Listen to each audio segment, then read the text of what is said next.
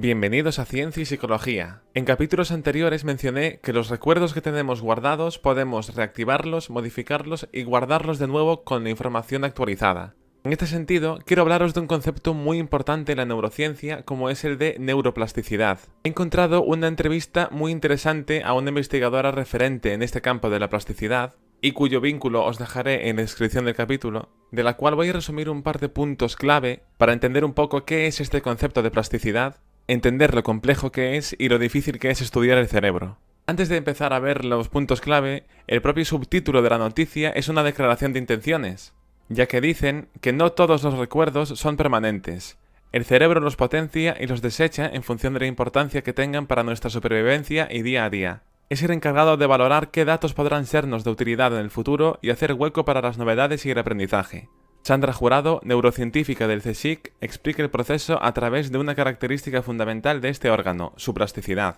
Ahora veremos cómo define esta investigadora la plasticidad cerebral, pero antes quiero recordar que muchas veces miramos al extranjero cuando pensamos en científicos de nombre mundial, y muchas veces los tenemos aquí, como el caso de Sandra Jurado, que ha publicado en las mejores revistas como Science, Nature o Neuron. Bien, una vez hecha la introducción, veamos qué es esa plasticidad cerebral. Cuando en la entrevista le preguntan a Sandra Jurado qué es y qué supone la plasticidad cerebral, ella dice que lo que supone es la capacidad de cambiar. Mediante la plasticidad cerebral somos capaces de modificar hábitos o conocimientos predeterminados y aprender cosas nuevas. El cerebro que tenemos es el que hay que usar, así que tiene que ser capaz de cambiar, a través de cambios microscópicos, codificar lo que es importante, las memorias, que éstas desaparezcan cuando ya no las usemos y sean reemplazadas por las nuevas. De esta manera podemos aprender hasta el final de nuestra vida.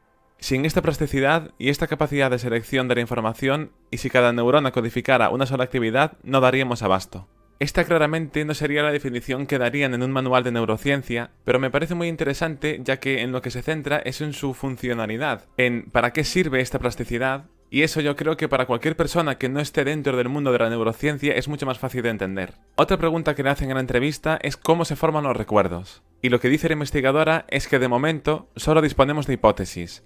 En nuestro cerebro hay mecanismos que nos permiten ser flexibles, formar nuevas conexiones entre neuronas e incluso eliminarlas. Su formación y refuerzo permite que podamos construir recuerdos cada vez más fácilmente. Esto sucede mediante mecanismos que potencian la amplitud y la fuerza de la sinapsis, o con la creación de nuevas conexiones. El olvido está relacionado con su eliminación. Cuanto menos utilicemos una conexión, más posibilidades hay de que ésta desaparezca. Coincido totalmente con lo último que dice, que cuanto menos utilicemos una conexión, es decir, cuanto menos recordemos algo, más posibilidades hay de que este recuerdo o esta conexión desaparezca. También quiero decir, antes de pasar al siguiente punto, que cuando se refiere a que solamente disponemos de hipótesis, no se refiere tanto a que no tengamos datos, ya que datos hay muy interesantes sobre cómo se consolidan y se reconsolidan los recuerdos, sino que más bien me parece que se refiere al hecho de que esta plasticidad, estos mecanismos que permiten formar nuevas conexiones entre neuronas y eliminar otras conexiones, todavía necesita mucha más información para conocer en concreto cómo funciona en cada parte del cerebro o del sistema nervioso. Otra pregunta que le hacen es si podemos entrenar al cerebro para que mantenga esta característica de la plasticidad cerebral. Lo que dice es que según las últimas hipótesis, sí.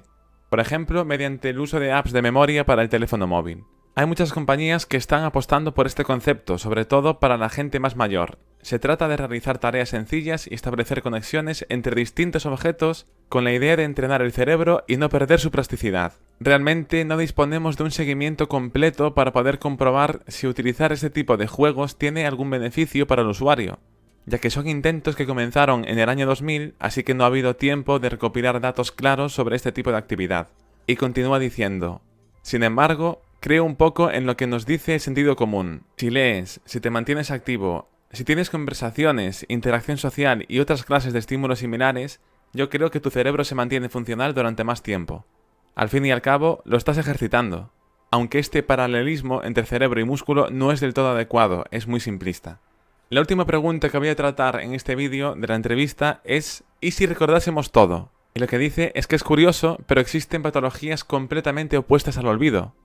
El recordar hasta el mínimo detalle de todo durante toda la vida es un síndrome que hace que mucha gente tenga una memoria completamente permanente y traten de recordar absolutamente todo. Esto, dice, en realidad es una pesadilla. En estos casos se preguntan si no habría una sobrecarga de información. Y la investigadora lo deja claro, dice que efectivamente es una patología.